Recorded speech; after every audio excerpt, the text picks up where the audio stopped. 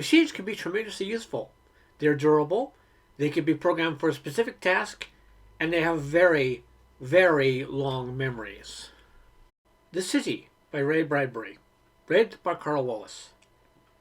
The city waited 20,000 years. The planet moved through space, and the flowers of the fields grew up and fell away, and still the city waited. And the rivers of the planet rose, waned, and turned to dust. Still the city waited. The winds that had been young and wild grew old and serene, and the clouds of the sky that had been ripped and torn were left alone to drift in idle whiteness. Still the city waited. The city waited with its windows and its black obsidian walls and its sky towers and its unpenetrated turrets, with its untrod streets and its untouched doorknobs, with not a scrap of paper or a fingerprint upon it. The city waited while the planet arced in space, falling sober by the blue-white sun, and the seasons passed from ice to fire and back to ice, then the green fields and yellow summer meadows. It was on a sunny afternoon in the middle of the 20,000th year the city ceased waiting. In the sky a rocket appeared. The rocket soared over, turned, came back, and landed on a shale meadow 50 yards from the obsidian wall. There were booted footsteps in the thin grass and calling voices from men within the rocket to men without. Ready? All right, men. Careful. Hit the city. Tenson, you and Hutchinson patrol ahead. Keep a sharp eye. The city opened secret nostrils in its black walls, and a steady suction went deep in the body of the city, drew storms of air back through channels, through thistle fibers and dust collectors to a fine and trembling delicate series of coils and webs which glowed with silver light. Again and again the immense suctions occurred. Again and again the odors from the meadow were borne upon warm winds into the city. Fire odor, the scent of a fallen meteor, hot metal. A ship had come from another world.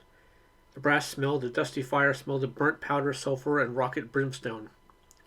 This information, stomped on tapes which skyrocketed into things, slid down to yellow cogs in the further machines.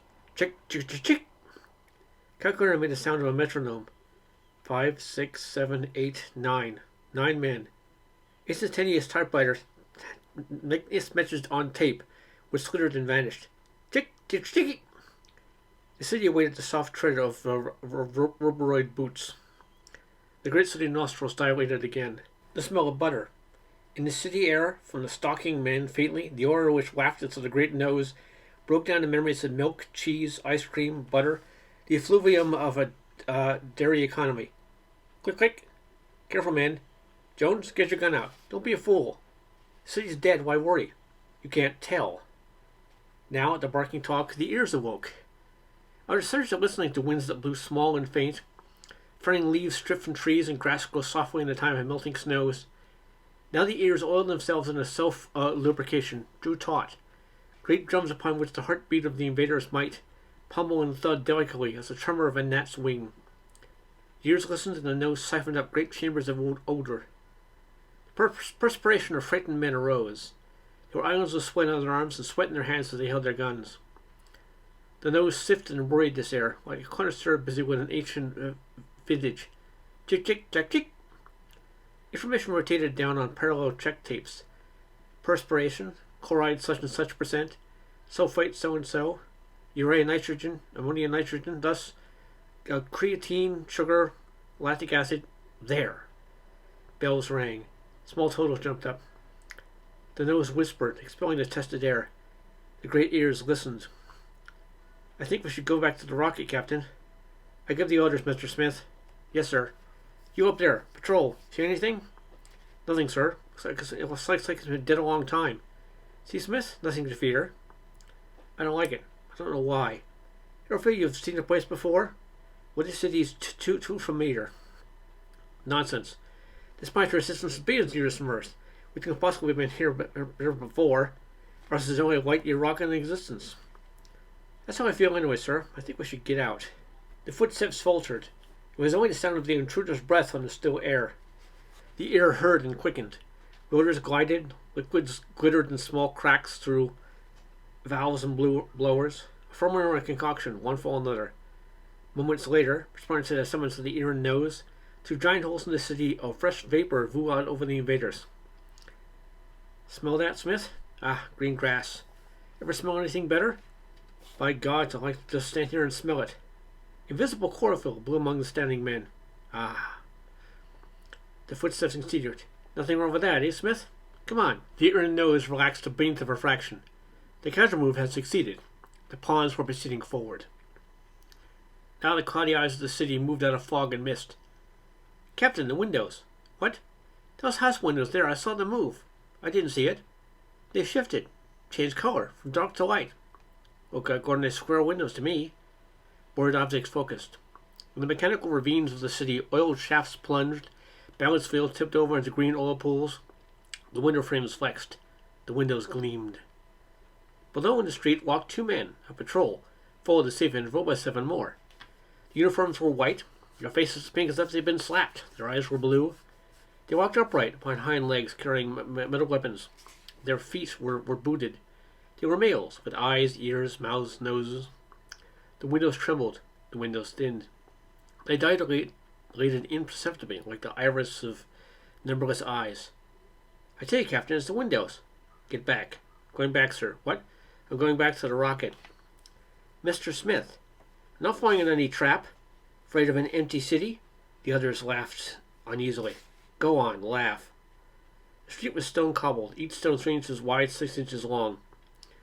With a move unrecognizable as such, the street settled. It weighed the invaders. In the machine cellar, a red wand touched the numeral. 178 pounds. 210, 154, 201, 198. Each man weighed, registered, and the record spooled down into a correlative darkness. Now the city was fully awake. Now the vents sucked in blue air, the tobacco odor from the invaders' mouths, the green soap scent from their hands. Even their eyeballs had a delicate odor. The city detected it, and this information formed totals which scurried down to form other totals. The crystal windows glittered, the ear tautened, the skin, the strum of his hearing tighter, and all the senses of the city swirling like a fall of unseen snow. Kind of the respiration, the dim hidden heartbeats of the men, listening, watching, tasting. For the streets are like tongues. When the man passed, the taste of their heels ebbed down through stone pores to be calculated on litmus.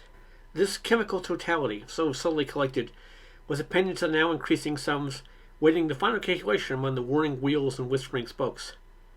Footsteps running. Come back! Smith! No, blast you! Get him, man! Footsteps running. A final test. The city, having listened, watched, tasted, felt, weighed, and balanced, must perform a final task. A trap flung wide on the empty street. The captain, unseen of the others, running, vanished.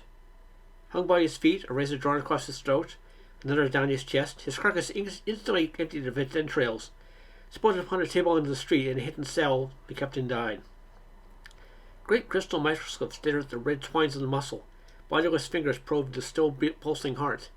The flaps of his sliced skin were pinned to the table, while hands shifted part of his body like a quick and curious player of chess, using the red pawns and the red pieces. Above on the street, the men ran. Smith ran, men shouted.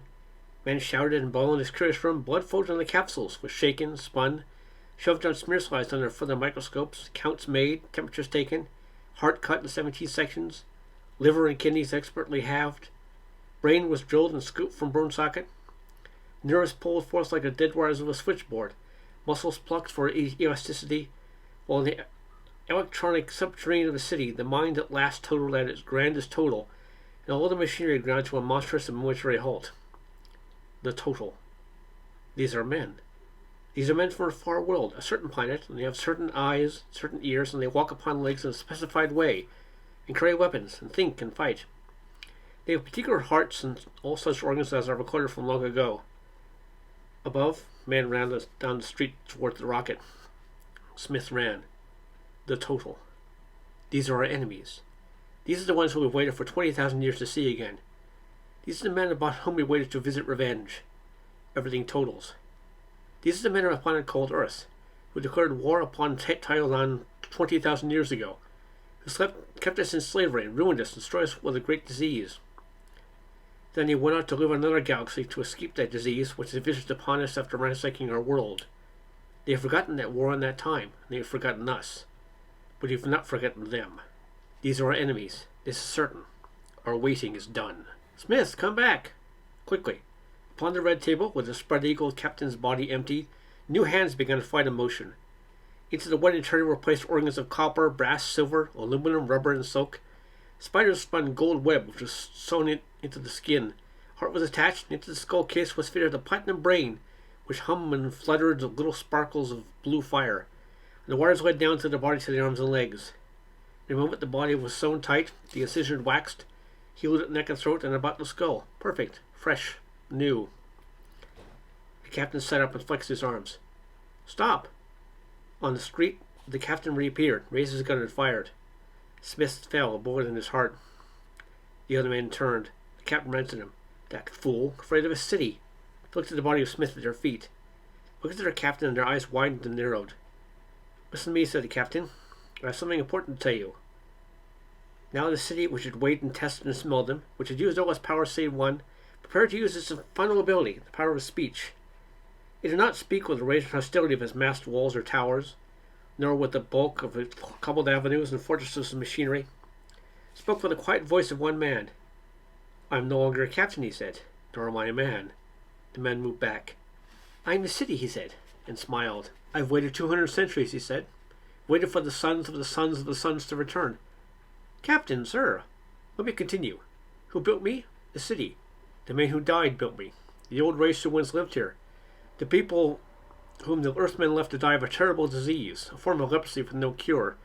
The men of that old race, dreaming the day when Earthmen might return, built this city.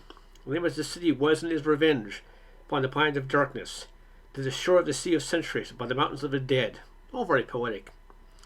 The city was built to be a balancing machine, a litmus, and intended to test all future space travelers. In 20,000 years, only 2 other rockets landed here. One from a distant galaxy called Unt. Inhabitants of that craft were tested, weighed, found wanting, and let free, unscathed from the city, as were the visitors in the second ship. But today, at long last, you've come. Revenge may carry it to the last detail. Those men have been dead 200 centuries, but they left the city here to welcome you. Captain, sir, you're not feeling well. Perhaps you'd better come back to the ship, sir. The city trembled. The pavements opened and the men fell screaming. Falling, they saw bright razors flash to meet them. Time passed. Soon came the call. Smith, here. Jensen, here. Jones, Hutchison, Springer, here, here, here. They stood by the door of the rocket. We returned to Earth immediately. Yes, sir. The incisions in their neck were invisible, as were the hidden brass hearts and silver organs and the fine golden wire of their nerves. There was a faint electric hum from their heads. On the double, 9 men hurried the golden bombs of disease culture into the rocket. These are to be dropped on Earth. Right, sir. The rocket valve slammed. The rocket hummed into the sky. As the thunder faded, the city lay upon the summer meadow. Its glass eyes were dulled over. The ear relaxed. The great nostril vent stopped. The streets no longer weighed or balanced, and the hidden machinery paused in its bath of oil. In the sky, the rocket dwindled. Slowly, pleasurably, the city enjoyed the luxury of dying. The end.